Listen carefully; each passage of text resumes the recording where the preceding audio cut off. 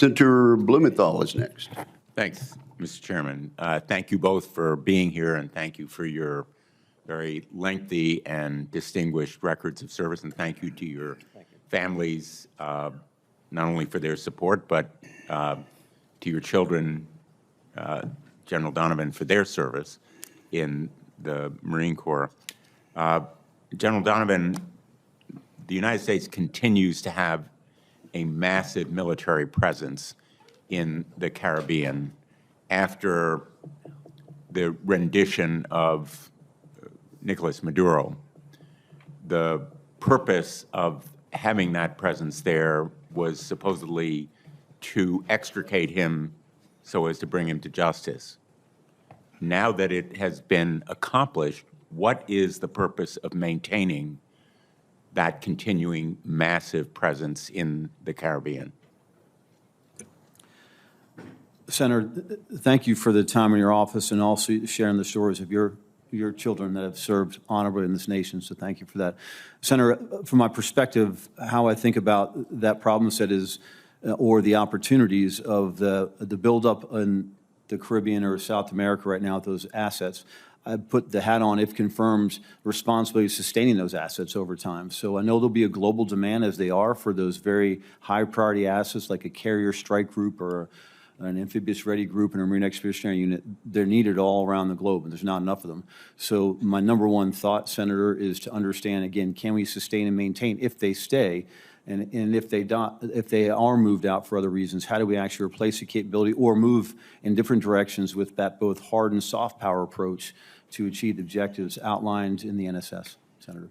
It's no secret, General, that Americans are concerned that there may be the use of those assets either to once again put troops on the ground in Venezuela, albeit they were only briefly in the last time, or in Cuba or another country in Southcom. Are you aware of any plans to begin any strike using those assets or others? Senator, I am not in my current position in the Pentagon working for a U.S. Special Operations Command. I'm not privy to those plans, but I commit to you, if confirmed, I will be fully involved in any future planning, Senator. I'm very concerned about the legal basis for both the strikes on boats that have killed more than 100 people, more than 20 of those boats that allegedly were carrying narcotics. I've reviewed both of the Office of Legal Counsel opinions. I find them totally lacking, in fact, almost a sham. One has been made public in redacted form, the other not at all.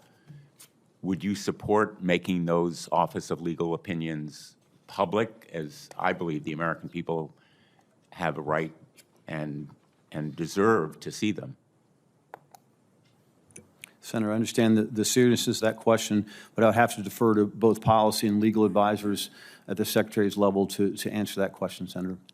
You and I talked a bit in my office about the energetic attempts by Russia and China to exploit the turmoil and confusion ongoing in Southcom.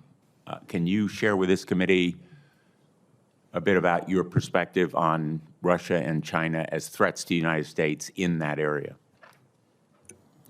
Senator, again, if confirmed, I intend to dive very deep into that topic set. But how I think about it in my current position is that I believe both of those actors would be wary of military competition because they'd be extended from their source of strength and power. I think what we look at as the future potentially is more on how do we align those soft aspects of power to be complemented by, when required, those harder aspects of military power to counter those threats, because they are right now currently both those threats are well ingrained throughout the Southcom AOR, and we have to find ways to counter them even more successfully, but use the advantage of the assets and capabilities in place now. But I do believe that most of the response or counter will come from the economic side and using other levers to counter those intrusions, I should say, Senator. Thank you very much. Thank you to both of you. Thanks, Mr. Chairman.